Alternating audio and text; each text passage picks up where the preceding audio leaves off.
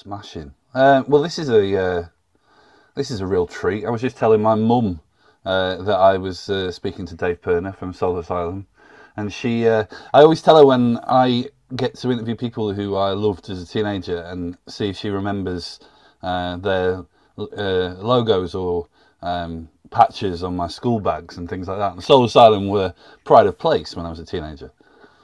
Oh, that's good to know. I thought you were going to tell me that your mother was a fan, which is, kind of dates me or something. Well, I was going to say actually, having said all that, I don't want to make you feel old. But there is, there's a nice little bit of salt and pepper going on in that beard there. Well, listen, I'm going to jump in with some questions. I'm sort of going to do a little kind of chronological thing, if that's cool. Yep.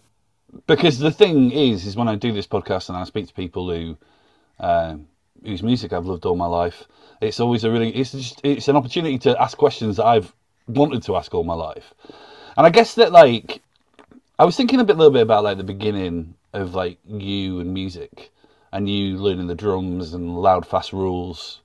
And I guess that I never really knew when do you feel like you found your voice? When did you feel like you could step away from the drums and to the microphone? Well, I had been in a band before that called the Shits, and it was very punk rock and very primitive, just kind of high school kids learning how to play their instruments for better or for worse. But yeah, so I was the lead singer in that band. And then when I got together with Carl and Danny, I moved to the drums. It was a pretty scrappy trio, but we made the best of it. And yeah, it was pretty shoddy ragtag kind of a organization, if you want to call it that. Um, Anyhow, we were on our way to someplace, I guess, right here. But what? So, but when did you feel like you could sing rather than playing the drums behind people?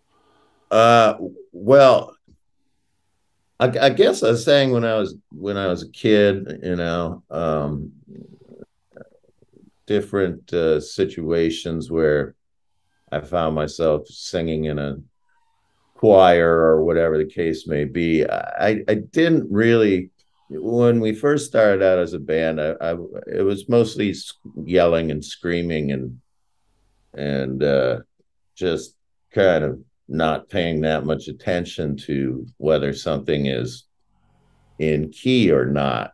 A lot of my favorite singers when I started off were people like Mark E. Smith from The Fall and Johnny Rotten and Lou Reed. Even I didn't singing in key wasn't really the point somehow, so it didn't really occur to me about the attitude, I suppose. Um, so yeah, it wasn't until much later uh, that I really kind of learned how to sort of control my voice and sing quiet and sing louder and sort of have a lot of nuances that weren't just rage. Hmm. Well, it's interesting. I find a lot of. I always feel like punk, hardcore punk, indie rock, whatever you want to call it, is always such a good gateway for people to get into music. That thing of seeing an act and thinking I could do that. Um, for me, that was huge in my life. And I guess one of the things that always interests me is that is there a is there a challenge of almost finding musicality when you have started out making music like that? The weird thing with those early Solar Asylum records is that they're fast and they're furious, and you can tell that there's really good songwriting going on, but there's obviously a moment where that musicality kind of comes more to the fore, and it's less about kind of three chords and the truth, so to speak. Yeah, I was a trumpet player as a kid, and I really tried. My mother wanted me to have some kind of music. She was a fairly musical person, and I worked very hard to try to be a good trumpet player. And my joke is that I sucked at it when you're supposed to blow on it. But very difficult instrument to play, a lot of discipline, and it's actually a pretty physical instrument. Um, so it really wasn't until I got into the Ramones that I or was kind of like, going, no, wait a minute, I don't have to read music. And that was a very liberating sort of a situation where I took everything that I had learned from being in orchestras and jazz bands. We called it stage band in high school, and just getting together with me mates, if you will, and making a lot of racket and not really knowing what we're doing. But there's no one to tell you how to do it. There's no written sort of set of rules or anything to that matter. So that, I think, opened music up to me in a way that I have embraced it in that fashion, as opposed to coming at it with an academic sort of classically trained thing, if you will. Yeah, but when you make that shift though, like when you start writing songs that are still to this day, like, FM radio staples, so to speak, like, was there some reticence about doing that, or did it just feel organic to start writing songs that you would hear truckers play on the radio? No, I mean, I definitely just dove head first into it and just decided that that's what I was going to do. I had started to figure out that, when you look on the inside, whatever you call that, the label on an LP, there's a little credit underneath the song, and I was like, oh, that's what I want to do. I want to write the song and try to engineer it in whichever way I see fit.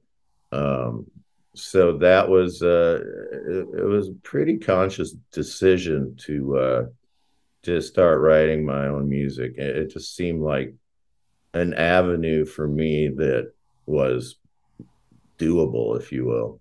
Right, right. It's always that thing with punk where there's so much made about, like, almost the mythology of it and the mythos of it, where, right down to the stuff about the Pistols, allegedly booting Glenn Matlock out for liking the Beatles or liking more than three chords. Mm. But, really behind the scenes, they are all listening to reggae and Pink Floyd and very kind of musical, very competently performed music. Um, that kind of leads me on a bit to, I think about the Flip Your Wig tour you did with Husker Du in '86, Mm. which is a total Minneapolis. Um, I don't know, like, it's a moment really. Um, how did that? I mean, how did the city feel at that point? It's almost like I've heard you talk about that period as almost being like a precursor to grunge. Do you feel like Minneapolis kind of didn't get the glory that Seattle later did? I suppose in a way it was happening before things exploded in Seattle. It was a very nurturing kind of a like an incubator situation where there was all these kids uh, starting bands, and you would literally play a gig, and everybody in the audience, the few people that were in the audience, were also in bands. So you had this situation where everyone was supporting everybody else, and it was really an exciting time for me. Um, it was just this whole kind of scene that was born out of the spirit of we don't care if we can play our instruments, we're going to make some noise. And it was fun. I mean, every band, I think, maybe more so than other places, each band had a real kind of unique thing going on unto themselves. So I don't remember it being competitive. I don't remember, people slagging each other off. And I don't, if that was going on, I was not aware of it. So it always felt like, oh, Bob Mould wants to produce our record, and people are interested in what's happening, at least to a degree where there was just this electricity of kind of creativity amongst people that really had nowhere else to go. Why do you think that Minneapolis fostered, and maybe even does foster that to this day? What is it about the city? Well, I've always thought that it has a lot to do with 6 months of freezing cold weather, and you're so pent up, and you got cabin fever, and you go down in the basement or out to the garage and blow off some steam. So I think that afforded people time to just kind of put together their punk rock sort of scheme or something. There just was, you couldn't go outside, and it wasn't, as far as just it being a music town. Well, it is. I mean, I spent 20 years living in New Orleans, and it couldn't be more different, which is why I moved there. Um, but the joke that I would make is, in Minneapolis, everybody's got an electric guitar, and in New Orleans, everyone's got a trumpet or a trombone or something. Right, yeah. I didn't you.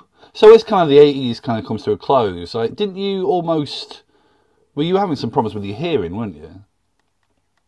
Yeah, yeah, that was an unpleasant time of my life. We had been on a tour that lasted 2 months, and I think we got back from that, and there was an opportunity to go do some gigs with Jane's Addiction, and I was at home, and I just kind of started noticing that my ears were ringing in a way that was not normal.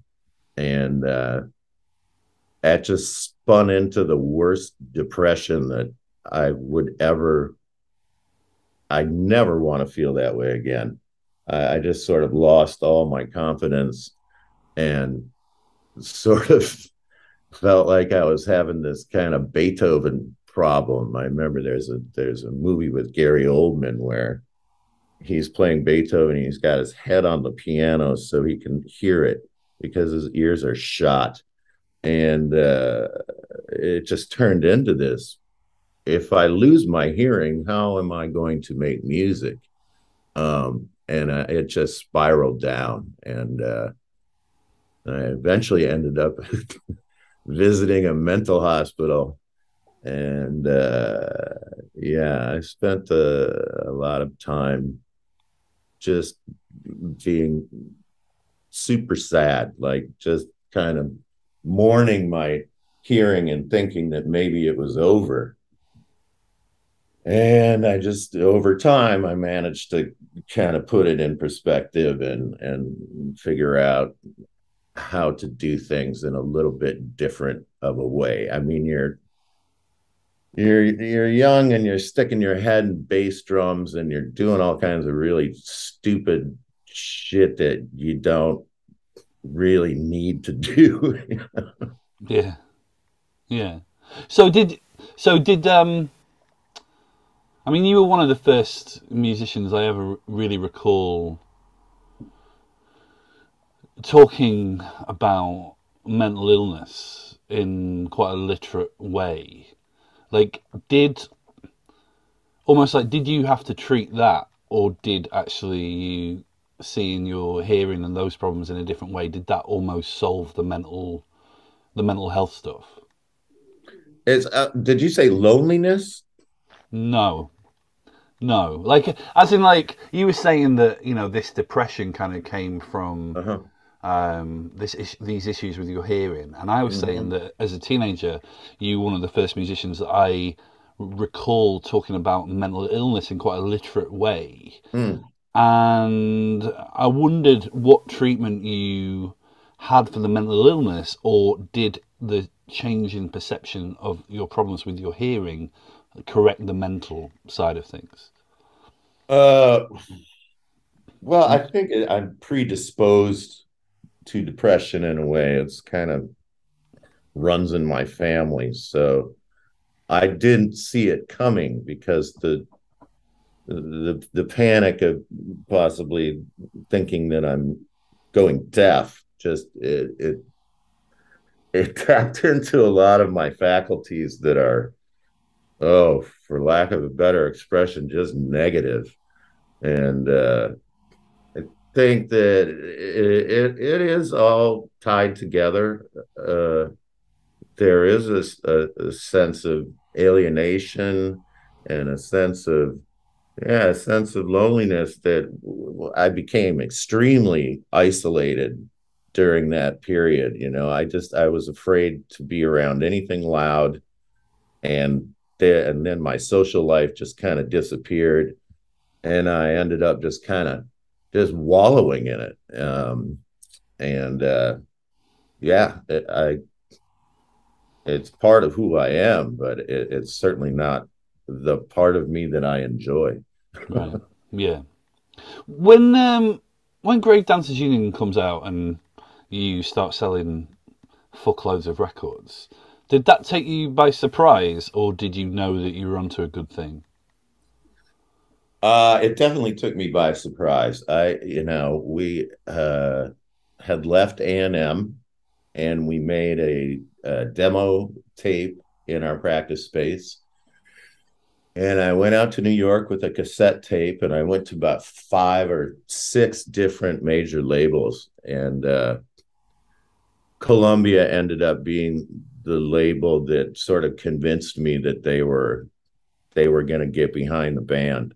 Um, but yeah, I didn't really anticipate much at all. I mean, if anything, we had already gotten to the point where we had zero expectations because you just end up being disappointed. So we kind of had this ethic where it's like everything that's going to go wrong is going to go wrong, and it's going to suck. And if something good happens, well, it's a pleasant surprise. So I think we were cynical, to say the least. And when the first single came out and started getting, it still seemed like, this is going to be short lived, and let's not get too excited. And then it just kind of continued to grow from there. And we were very, very busy just trying to sort of keep up with the momentum.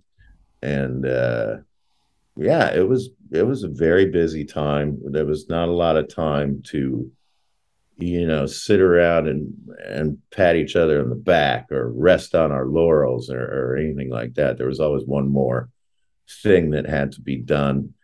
um so yeah, not super conscious of it, but you start playing to bigger crowds and things like that. I think probably it's more likely important to not let that affect what you're doing. So in my mind, we just went out there and did what we always do, and didn't get too wrapped up in it, you know. Didn't you play? I only knew this today, but didn't you play Clinton's inauguration?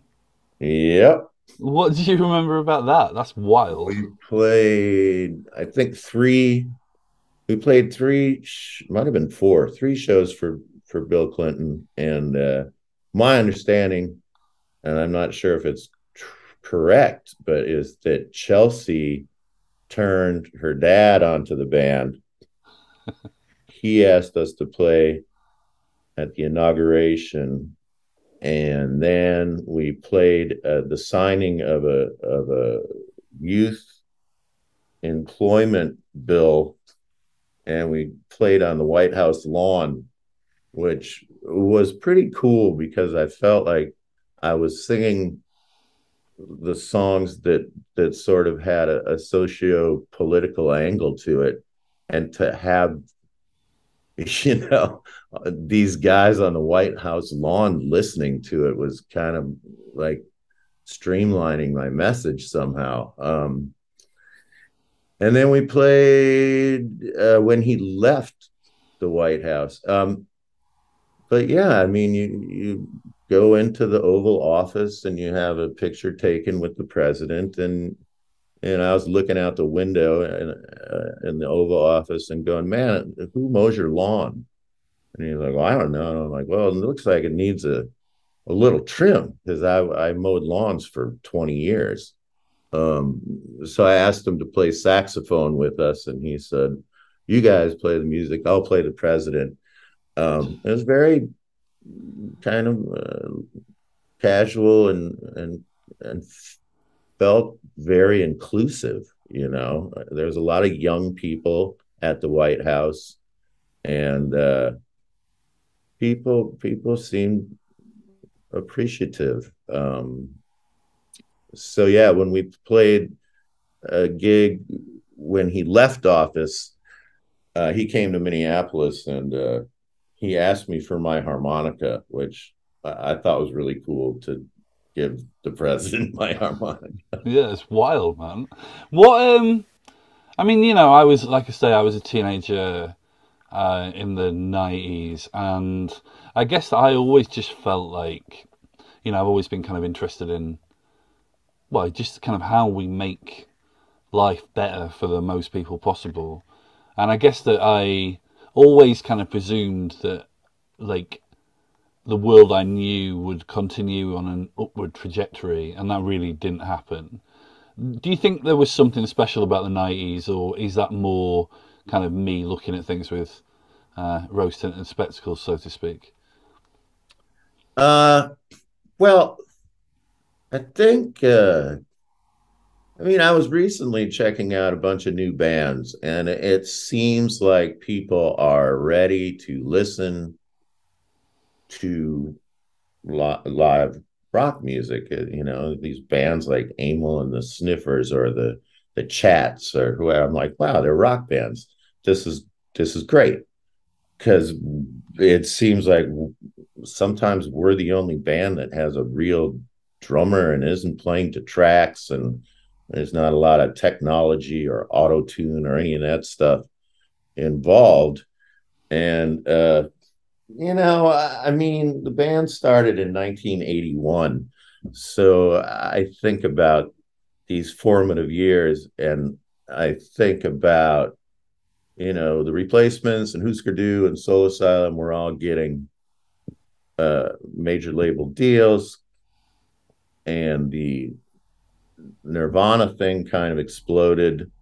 And all these bands that had been, people that I had toured with or played with or hung out with, like the Butthole Surfers and the Meat Puppets, these bigger deals. And people were finally hearing these bands that had been out there on the road for 12 years at that point, for us, anyways. So, and like so many things, it went from this, oh my God, the punk rock sort of aesthetic is finally being listened to. for lack of a better expression. And then as time went by, the labels were signing anybody that sounded remotely like Nirvana. And then it was kind of overkill, which is, I suppose, to be expected. But it was a good time to be in a rock band, you know. How did, how did that affect you? Because when you think, you can think you win a Grammy '94, but by like '98, Candy from a Stranger being dropped. And then you don't make a record for 8 years, or like a record of new songs for 8 years. Like, did that really affect you? Because it did feel like you were kind of cock of the walk, and then Nah, I mean, according to me, we never got dropped by anyone. We left A&M, and then our,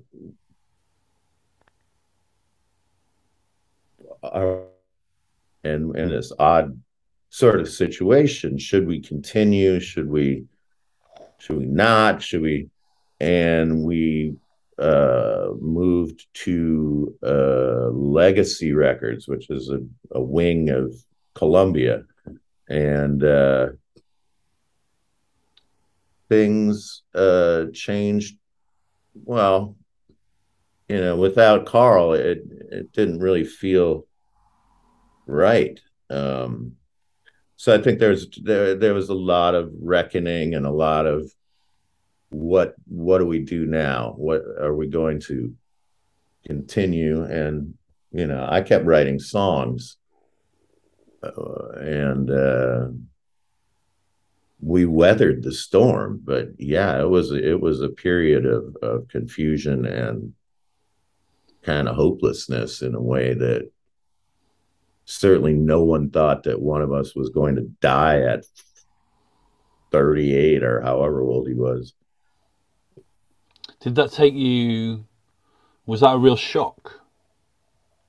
Oh yeah, it was just one of those experiences that just leaves this indelible mark. Um, and we none of us thought he was going to die. I mean, you get into a situation like that, and you have to be positive, and you have to, just wish and try to will it that he's going to recover. So whether or not we were in denial or we really believed that he was going to pull through. So yeah, it was stunning that when he was gone. I couldn't believe it. I still have a hard time believing it. Oh, sorry that happened to you, man. With I don't really know. I don't really know how to transition after that. Um, so that was really. So that's the reason why there's a gap between records, is what you're saying, Yeah. right? Mm-hmm. With in kind of recent years, like, you've done some wild shit. Like, I'm not surprised to kind of hear you on a whole steady record, but one of the things that blew my mind was when you turned up with Within Temptation. Ah, yes. How does that happen? How do you end up guesting on a operatic metal band's record? I was thinking about that the other day for some reason, and I was not like I was not the best. I was not in my best form, but I was like, hey, it's a free trip to Amsterdam. I'm gonna go out there and have some fun. And I kind of dug the music. I mean, they sent me the track. They had decided that they wanted three people to guest on their record.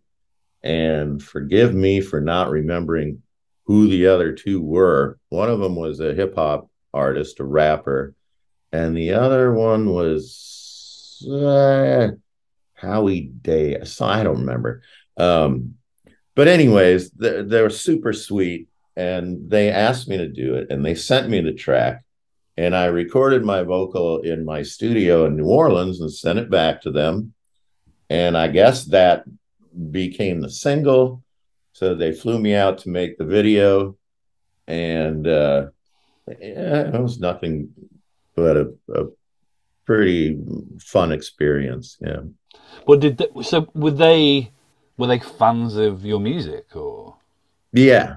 Yeah. The how does this work? They are a sort of a husband and wife team, and then the husband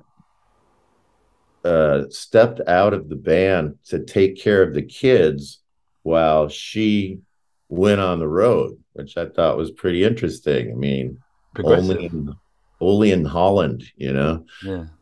but he had sort of a vision of me and her doing this song together, and yeah, as we were making the video, he told me that he's like, that's exactly what I envisioned. So yeah, I think it was kind of his idea, but they were pretty familiar with my music.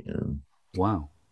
Um, I should say, or should I say, I one of my side hustles is I write quite a lot about missing people, Mm. and I would say that the Runaway Train video is definitely formative in kind of what led me to have that interest. Um, whose idea was the video? Tony Kaye, British director. He did American History X. I think is probably his biggest movie. He made an amazing movie called Lake of Fire, which is a documentary about abortion. And he did a lot of ads. So it was one of those things where I'd get 15 to 20 VHS tapes and look through them and try to find somebody to direct the video. And I liked his reel, and we had lunch, and he brought up milk cartons, and I was kind of trying to figure out what he was getting at. He was like, well, there used to be pictures of missing children on milk cartons. It was a thing in America for quite some time. I didn't know it was, he's British. So he goes, yeah. And what if we tried to find those kids? And it just sort of clicked for me. I was like, this is bigger than just making a stupid promo video. This could actually have some substance to it. And we sort of took it from there. But he is great. I would love to work with Tony again, and I think I probably will. There I just was saw him on a talent show, which is kind of funny. He's now writing songs at this late stage. Anyways, Tony Kaye, he's great. there was it did some good though, didn't it? It helped find some. Well, it kind of definitely shone light on some kids that then turned up. Yes, we managed to find it's really kind of a like it's a little foggy as far as I hear, oh, there 10 children were found, or four or six, or some in Canada and a couple in England. And yeah, I'd get varying stories because it's a very foggy situation. It certainly brought things to my attention like, well, running away is pretty different than getting abducted. So during the making of the video, there was a girl, Polly Kloss, who had gone missing. And I went to Petaluma, California to sort of be part of I don't know, not the search party, but the people that were trying to find her. And I had dinner with her parents. And I mean, I can't think of anything worse. I had not had a kid yet.